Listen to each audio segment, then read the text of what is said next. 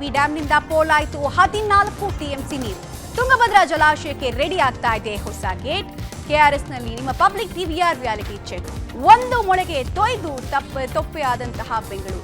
ಉಕ್ಕಿದ ಅಂಡರ್ಪಾಸ್ಗಳು, ಕೆರೆಯಂತಾದ ರಸ್ತೆಗಳು, ಎಲ್ಲಿ ನೋಡಿದ್ರೂ ಕೂಡ ಕೇವಲ ನೀರೋ ನೀರು. ವಾಹನ ಸವಾರರ ಪರದಾಟ, ಅಪಾರ್ಟ್ಮೆಂಟ್ಗಳು ಜಲಾವೃತ. ಇದೊಂದಿಗೆ ಮತ್ತಷ್ಟು ಸುದ್ದಿಗಳನ್ನು ನೋಡೋಣ ಕರ್ನಾಟಕ ಟಾಪ್ 20ಯಲ್ಲಿ. ತುಂಗಭದ್ರಾ ಜಲಾಶಯದಿಂದ 19ನೇ ಗೇಟ್ ಚೈನ್ ಲಿಂಕ್ ತುಂಡಾಗಿರೋದ್ರಿಂದ ಅಪಾರ ಪ್ರಮಾಣದ ನೀರು ಪೋಲಾಗ್ತಾ ಇದೆ. 2 ವರ್ಷಗಳ ಬಳಿಕ ತುಂಬಿದ್ದ ಡ್ಯಾಂ ಈಗ ಖಾಲಿಯಾಗುವ ದುಸ್ಥಿತಿ ಬಂದೊದಗಿದೆ. ಟಿಬಿ ಡ್ಯಾಂನಿಂದ 14 ಟಿಎಂಸಿ ನೀರು ಹರಿದು ಹೋಗಿದ್ದು ಗೇಟ್ ರಿಪೇರಿಗೆ ಕನಿಷ್ಠ 7 ದಿನ ಬೇಕಿದೆ. ಸದ್ಯ ಡ್ಯಾಂನಿಂದ ನದಿಗೆ 1.5 ಲಕ್ಷ ಕ್ಯೂಸೆಕ್ ನೀರು ರಿಲೀಸ್ ಮಾಡಲಾಗಿದ್ದು 2-3 ದಿನಗಳಲ್ಲಿ 45 ಟಿಎಂಸಿ ನೀರು ಖಾಲಿಯಾಗಬೇಕು. ಇನ್ನು 5 ದಿನಗಳಲ್ಲಿ ಗೇಟ್ ರಿಪೇರಿಗೆ ಸರ್ಕಾರ ಪ್ರಯತ್ನವನ್ನ ಮಾಡ್ತಾ ಇದ್ದು ಮೊದಲಿಗೆ 25 ಟಿಎಂಸಿ ನೀರು ಬಿಟ್ಟು ಗೇಟ್ ಕೂರಿಸುವ ಪ್ರಯತ್ನ ಮಾಡ್ತಿದ್ದಾರೆ. ಸಕ್ಸಸ್ ಆಗದಿದ್ದಲ್ಲಿ 40 ಟಿಎಂಸಿ ನೀರು ಹೊರಕ್ಕೆ ಬಿಡಲಾಗುತ್ತೆ. ಆಗ್ಲೂ ಗೇಟ್ ಕೂಡಿಸಲು ಆಗದೇ ಇದ್ರೆ ಅಂತಿಮವಾಗಿ 60 ಟಿಎಂಸಿ ನೀರು ಖಾಲಿ ಮಾಡಲು ಚಿಂತನೆ ನಡೆಸಿದೆ. ತಡರಾತ್ರಿಯವರೆಗೂ ಹೈವೋಲ್ಟೇಜ್ ಸಭೆ ನಡೆಸಿದ ಸಚಿವ ತಂಗಡಗಿ, ಹೈದರಾಬಾದ್ ತಜ್ಞ ಕನ್ನಯ್ಯ ನಾಯ್ಡು ಸೂಚನೆಯ ಮೇರೆಗೆ ಗೇಟ್ ಮೂಲ ವಿನ್ಯಾಸ ತಯಾರಿಕೆ ಆರಂಭಗೊಂಡಿದೆ. ಜಿಂದಾಲ್ ಕಂಪನಿಯಿಂದ ಪ್ರತ್ಯೇಕ 2 ಡಿಸೈನ್ ತಯಾರಿಕೆ ಕಾರ್ಯ ಆರಂಭವಾಗಿದೆ. ದೆಹಲಿಯಿಂದ ಸಿಡಬ್ಲ್ಯೂಸಿ ಅಧಿಕಾರಿಗಳು ಭೇಟಿ ನೀಡಿ ಪರಿಶೀಲನೆ ನಡೆಸಿದ್ದಾರೆ. ಏನು ನಾಯ್ಡು ಅವರು ಬರ್ತಾ ಇದ್ದಾರಲ್ಲ, ಅವರು ಸ್ವಲ್ಪ ಈ ದೇಶದೊಳಗೆ ಕ್ರಸ್ಟ್ ಗೇಟ್ ಬಗ್ಗೆ ಭಾಳ ನಾಲೆಜ್ ಇರೋಂಥ ಪರ್ಸನ್. ಅವ್ರ ಜೊತೆಗೂ ಕುಂತು ಈಗ ಮಧ್ಯಾಹ್ನ ಸಾಯಂಕಾಲದವರೆಗೆ ಈಗ ಅವರೆಲ್ಲ ಚರ್ಚೆ ಈಗ ಅವ್ರು ಕಂಪ್ಲೀಟ್ ನೋಡ್ತಾ ಇದ್ದಾರೆ. ಸಾಯಂಕಾಲ ಅವ್ರ ಜೊತೆಗೂ ಕುಂತು ಚರ್ಚೆ ಮಾಡ್ತೀವಿ.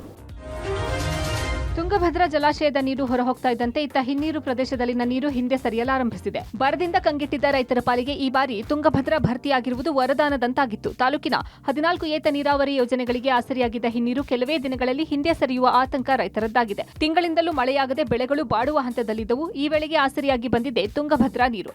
ಆದರೆ ಕೈಗೆ ಬಂದ ತುತ್ತು ಬಾಯಿಗೆ ಬರಲಿಲ್ಲ ಅನ್ನೋ ಸ್ಥಿತಿ ಈ ಭಾಗದ ರೈತರದ್ದಾಗಿದೆ. ನದಿಯಲ್ಲಿ 50% ನೀರು ಖಾಲಿಯಾಗುವ ಹಿನ್ನೆಲೆ ಹಿನ್ನೀರಿನ ಪ್ರದೇಶಗಳು ಇದೀಗ ಕಣ್ಣೀರಿಡುವಂತಾಗಿದೆ.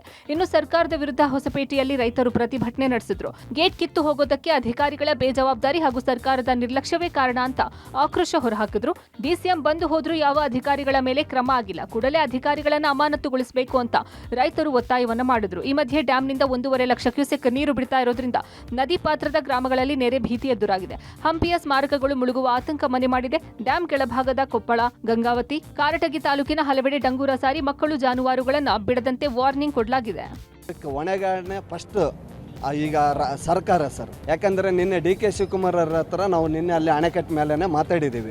ಕಾರ್ಯದರ್ಶಿನ ಸಸ್ಪೆಂಡ್ ಮಾಡ್ರಿ ಅಂದ್ರೆ ಮುಂದೆ ನೋಡನ್ರಿ ಅಂತ ಹೇಳಿದ್ರು. ಲಕ್ಷಗಟ್ಲೆ ಅಧಿಕಾರಿಗಳಿಗೆ ಸಂಬಳ ಇರ್ತೈತೆ. ಅವರು ಪ್ರತಿದಿನ ಅದೇ ಕೆಲಸ ಮಾಡಬೇಕು. ಏನ್ ದಿನ AC ರೂಮ್ನಾಗ ನಿದ್ದೆ ಮಾಡಕ್ ಬರಬಾರ್ದು ಸರ್. ಅಲ್ಲಿ ಅವ್ರನ್ನ ಫಸ್ಟ್ ಸಸ್ಪೆಂಡ್ ಮಾಡ್ಬೇಕು ಕಾರ್ಯದರ್ಶಿಗಳನ್ನ. ಅವ್ರು ಬೇಜವಾಬ್ದಾರಿತನದಿಂದನೇ ಆಗಿರ ಸರ್.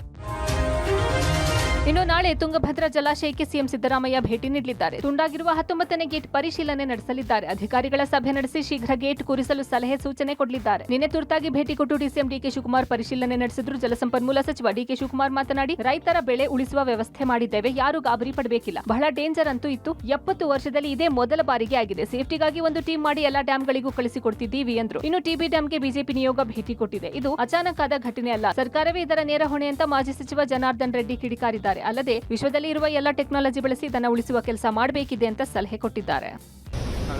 ಜಲದ ಬಗ್ಗೆನೂ ಆಸಕ್ತಿ ಇಲ್ಲ, ರೈತರ ಬಗ್ಗೆನೂ ಆಸಕ್ತಿ ಇಲ್ಲ, ಕೇವಲ ಸಂಪನ್ಮೂಲದ ಬಗ್ಗೆನೇ ಹೆಚ್ಚು ಆಸಕ್ತಿ ಇದೆ ಮಾನ್ಯ ಡಿ ಕೆ ಶಿವಕುಮಾರ್ ಅವರಿಗೆ.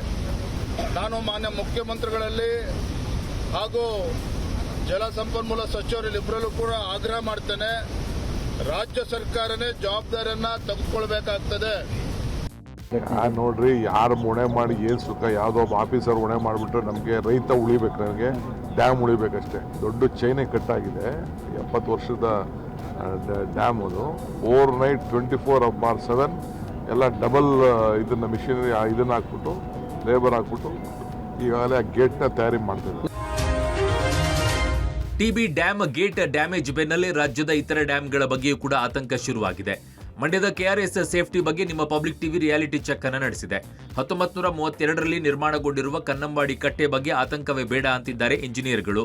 ಚುರುಕಿಗಾರೆ, ಬೃಹತ್ ಗಾತ್ರದ ಕಲ್ಲು, ಕಬ್ಬಿಣದ ಡ್ಯಾಮ್ ನಿರ್ಮಾಣಗೊಂಡಿದ್ದು ಒಟ್ಟು 162 ಗೇಟ್ಗಳನ್ನು ಕೆಆರ್ಎಸ್ ಅಣೆಕಟ್ಟೆ ಹೊಂದಿದೆ. 3.5 ಟನ್ನಿಂದ 9 ಟನ್ ತೂಕ ಇದೆ. ಆದರೆ ಕೆಆರ್ಎಸ್ ಡ್ಯಾಂನಲ್ಲೂ ಕೂಡ ಸ್ಟಾಪ್ ಲಾಕ್ ಸಿಸ್ಟಮ್ ಇಲ್ಲ ಅನ್ನೋದು ಪಬ್ಲಿಕ್ ಟಿವಿಯ ರಿಯಾಲಿಟಿ ಚೆಕ್ನಲ್ಲಿ ಬಯಲಾಗಿದೆ.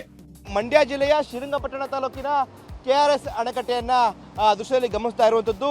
ಸಾಕಷ್ಟು ಭದ್ರ ಸ್ಥಿತಿಯಲ್ಲಿ KRS ಅಣೆಕಟ್ಟೆ ಇರುವಂಥದ್ದು. 1932ರಲ್ಲಿ ನಿರ್ಮಾಣ ಆಗಿರುವಂಥ ಕನ್ನಂಬಾಡಿ ಕಟ್ಟೆ ಇಂದಿಗೂ ಕೂಡ ಸುರಕ್ಷಿತವಾಗಿದೆ ಅನ್ನೋ ನಿಟ್ಟಿನಲ್ಲಿ ಇಲ್ಲಿನ ಅಧಿಕಾರಿಗಳು ಮತ್ತು ಇಲ್ಲಿ ಕೆಲಸ ಮಾಡಿ ಹೋಗಿರುವಂತಹ ಹಳೆ ಇಂಜಿನಿಯರ್ಗಳು ಕೂಡ ಹೇಳ್ತಾ ಇರುವಂತಹ ಮಾತುಗಳು. ರಾಜಧಾನಿ ಬೆಂಗಳೂರಲ್ಲಿ ಮಳೆರಾಯ ಅಬ್ಬರಿಸಿ ಬೊಬ್ಬೆರಿದಿದ್ದಾನೆ. ಹೆಬ್ಬಗೋಡಿ ಬಳಿಯ ಕಮ್ಮಸಂದ್ರದ ಡ್ಯಾಡಿಸ್ ಗಾರ್ಡನ್ ಲೇಔಟ್ ದ್ವೀಪದಂತಾಗಿದೆ. ಧಾರಾಕಾರ ಮಳೆಗೆ ಬಡಾವಣೆ ಸಂಪೂರ್ಣ ಜಲಾವೃತಗೊಂಡಿದೆ. ಮನೆಯಿಂದ ಹೊರಬರಲಾರದೆ ಸಂಕಷ್ಟಕ್ಕೆ ಸಿಲುಕಿದ ನಿವಾಸಿಗಳು ರಾತ್ರಿ ಇಡೀ ನಿದ್ದೆಗೆಟ್ಟಿದ್ದಾರೆ. ಮಳೆ ನೀರು ಹೊರಹೋಗಲು ಸೂಕ್ತ ವ್ಯವಸ್ಥೆ ಇಲ್ಲದೆ ಅವಾಂತರ ಸೃಷ್ಟಿಯಾಯಿತು. ನಿವಾಸಿಗಳನ್ನು ಮನೆಯಿಂದ ಹೊರತರಲು ಅಗ್ನಿಶಾಮಕ ಸಿಬ್ಬಂದಿ ಹರಸಾಹಸ ಪಟ್ಟಿದ್ದಾರೆ. ಸಿಲ್ಕ್ ಬೋರ್ಡ್ ಸಿಗ್ನಲ್ ಬಳಿ ರಾಜಕಾಲುವೆಗೆ ಒಂದು ಕಾರು, ಮ್ಯಾನ್ಹೋಲ್ಗೆ ಮತ್ತೊಂದು ಕಾರು ಬಿದ್ದಿದೆ. 2 ಕಾರುಗಳಲ್ಲಿ ಇದ್ದ ಇಬ್ಬರನ್ನ ಸ್ಥಳೀಯರು ರಕ್ಷಿಸಿದ್ದಾರೆ. ಭಾರಿ ಮಳೆಗೆ ರಸ್ತೆಗೆ ಮೀನುಗಳು ಬಂದಿವೆ. ರಸ್ತೆ ಮೇಲೆ ಬಂದ ಮೀನುಗಳನ್ನು ಹಿಡಿದು ಜನ ಪ್ಲಾಸ್ಟಿಕ್ ಕವರ್ ತೆಗೆದುಕೊಂಡು ಹೋಗಿದ್ದಾರೆ. ಅತ್ತ ರಾಜಕಾಲುವೆ ಉಕ್ಕಿ ಹರಿದ ಹಿನ್ನೆಲೆಯಲ್ಲಿ ಕುಂದಲಹಳ್ಳಿ ಗೇಟ್ ಮುಖ್ಯ ರಸ್ತೆ ಸಂಪೂರ್ಣ ಜಲಮಯವಾಗಿದೆ. 2 ಕಿಲೋಮೀಟರ್ ರಸ್ತೆ ಸಂಪೂರ್ಣ ಕೆರೆಯಂತಾಗಿ ವಾಹನ ಸವಾರರು ಪರದಾಡಿದ್ದಾರೆ. ಮಧ್ಯರಾತ್ರಿ ಸುರಿದ ಮಳೆಗೆ ಸಿಲಿಕಾನ್ ಸಿಟಿ ತತ್ತರಿಸಿ ಹೋಗಿದೆ. ರಾಜಧಾನಿಯ ಹಲವು ರಸ್ತೆಗಳು ಜಲಾವೃತಗೊಂಡು ಕೆಸರುಮಯವಾಗಿದೆ. ನೀರು ನಿಂತು ಅಂಡರ್ಪಾಸ್ಗಳು ಜಲಾವೃತಗೊಂಡಿವೆ. ತಗ್ಗು ಪ್ರದೇಶಗಳಿಗೆ ನೀರು ನುಗ್ಗಿ ನಿವಾಸಿಗಳು ನಿದ್ದೆಗೆಟ್ಟಿದ್ದಾರೆ. ಚಿಕ್ಕಪೇಟೆ ಮೆಟ್ರೋ ನಿಲ್ದಾಣ ಮುಂಭಾಗ ರಸ್ತೆ ಸಂಪೂರ್ಣ ಜಲಾವೃತಗೊಂಡಿತ್ತು. 2 ಅಡಿಯಷ್ಟು ನೀರು ನಿಂತಲೇ ನಿಂತಿತ್ತು. ವಾಹನ ಸವಾರರು ಭಯದಲ್ಲಿಯೇ ಸಂಚಾರ ಮಾಡಿದರು. ಇತ್ತ KR ಮಾರ್ಕೆಟ್ನ ರಸ್ತೆಗಳು ಕೆಸರುಮಯವಾಗಿದ್ದು ವ್ಯಾಪಾರ ವಹಿವಾಟಿಗೆ ತೊಂದರೆಯಾಯಿತು. ಜಯದೇವ ಅಂಡರ್ಪಾಸ್ನಲ್ಲಿ ನೀರು ನಿಂತು ವಾಹನ ಸವಾರರು ಪರದಾಡಿದರು. 10ಕ್ಕೂ ಹೆಚ್ಚು ಬೈಕ್ಗಳು ಕೆಟ್ಟು ನಿಂತು ಹೋದವು. ಜಯದೇವ ಸಿಗ್ನಲ್ ಬಳಿ ಕಿಲೋಮೀಟರ್ ಗಟ್ಟಲೆ ಟ್ರಾಫಿಕ್ ಜಾಮ್ ಉಂಟಾಯಿತು. ಕೆಲಸಕ್ಕೆ ಹೊರಟವರು, ಶಾಲೆಗೆ ಹೊರಟ ಮಕ್ಕಳು ಸಮಸ್ಯೆ ಎದುರಿಸಿದರು. ದೊಡ್ಡ ಮಟ್ಟದಲ್ಲಿ ನೀರು ತುಂಬಿದ್ದರೂ ಚಿಕ್ಕ ಜನರೇಟರ್ ತಂದು BBMP ಸಿಬ್ಬಂದಿ ನೀರು ಹೊರಹಾಕಲು ಹರಸಾಹಸ ಪಟ್ಟರು. ಸದ್ಯ ನಾನು ಜಯದೇವ ಆಸ್ಪತ್ರೆ ಅಂಡರ್ಪಾಸ್ ಇದೆ. ಅಂಡರ್ಪಾಸ್ನ ಕೆಳಭಾಗದ ದೃಶ್ಯಾವಳಿಗಳನ್ನು ನಾನು ನಿಮಗೆ ತೋರಿಸುವಂಥ ಪ್ರಯತ್ನವನ್ನು ಮಾಡ್ತಾ ಇದ್ದೇವೆ. ಕಂಪ್ಲೀಟ್ ಆಗಿ ನೀರು ತುಂಬೋಗಿದೆ. ನೀರು ತುಂಬಿರುವಂಥ ಪರಿಣಾಮವಾಗಿ ವಾಹನ ಸವಾರರು ಪರದಾಟವನ್ನು ಮಾಡ್ತಾ ಇದ್ದಾರೆ. ಬನ್ನೇರುಘಟ್ಟ ಮುಖ್ಯ ರಸ್ತೆ ಕಳೆದ 2-3 ಗಂಟೆಯಿಂದಲೂ ಕೂಡ ದೊಡ್ಡ ಮಟ್ಟದ ಟ್ರಾಫಿಕ್ ಅನ್ನು ಈ ಭಾಗದ ಜನ ಎದುರಿಸಬೇಕಾದಂಥ ಪರಿಸ್ಥಿತಿ ನಿರ್ಮಾಣ ಆಗಿದೆ. ಮಾರಥಳ್ಳಿಯಲ್ಲೂ ಅಪಾರ್ಟ್ಮೆಂಟ್ಗೆ ಜಲಬೇಲಿ ಹಾಕಿದೆ. ಭಾರಿ ಮಳೆಗೆ ಸೊನಿಸ್ಟಾ ಸಿಲ್ವರ್ ಓಕ್ ಅಪಾರ್ಟ್ಮೆಂಟ್ಗೆ ನೀರು ನುಗ್ಗಿದೆ. ಬೇಸ್ಮೆಂಟ್ ಸಂಪೂರ್ಣ ನೀರಿನಿಂದ ಆವೃತವಾಗಿದೆ. ಗೋಡೆ ಒಡೆದು ಕೂದಲೆಳೆ ಅಂತರದಲ್ಲಿ ಪಾರಾಗಿದ್ದಾರೆ. ಅಗ್ನಿಶಾಮಕ ದಳ ಸಿಬ್ಬಂದಿ ಬೇಸ್ಮೆಂಟ್ನಲ್ಲಿದ್ದ ನೀರನ್ನು ತೆರವು ಮಾಡಿದ್ದಾರೆ. ಇನ್ನು ವರ್ತೂರು ಪಣತೂರು ಮುಖ್ಯ ರಸ್ತೆ ಸಂಪೂರ್ಣ ಮುಳುಗಡೆಯಾಗಿದ್ದು ಬೆಳಗ್ಗೆ ಶಾಲೆಗೆ ಹೋಗಲು ಮಕ್ಕಳು ಪರದಾಡಿದ್ದಾರೆ. ಹೆಣ್ಣೂರಲ್ಲೂ ಇದೇ ದೃಶ್ಯಗಳು ಕಂಡುಬಂತು. ಹೆಬ್ಬಾಳ ಫ್ಲೈಓವರ್, ನಾಗವಾರ ರಸ್ತೆಗಳಲ್ಲಿ ಪ್ರವಾಹದ ಪರಿಸ್ಥಿತಿ ಎದುರಾಗಿತ್ತು. ರಸ್ತೆಯಲ್ಲಿ ನಿಂತ ಮಳೆ ನೀರಲ್ಲೇ ವಾಹನ ಸವಾರರು ಸಂಚಾರ ಮಾಡಿದರು. ಇನ್ನು ಅಮೃತಹಳ್ಳಿಯ ಮುನಿಸ್ವಾಮಪ್ಪ ಲೇಔಟ್ನಲ್ಲಿ ಮನೆಗಳಿಗೆ ನೀರು ನುಗ್ಗಿದೆ. ಮನೆಗಳು ಸಂಪೂರ್ಣ ಜಲಮಯಗೊಂಡ ಪರಿಣಾಮ ರಾತ್ರಿ ಇಡೀ ಏರಿಯಾ ನಿವಾಸಿಗಳು ಜಾಗರಣೆ ಮಾಡುವಂತಾಯಿತು. ಮನೆ ಸಾಮಗ್ರಿಗಳನ್ನು ರಕ್ಷಿಸಿಕೊಳ್ಳಲು ಹೆಣಗಾಡಿದ್ರು. ಮಳೆ ನಿಂತರೂ ಮನೆಯೆಲ್ಲ ಕೆಸರಿನಿಂದ ತುಂಬಿ ಹೋಗಿತ್ತು.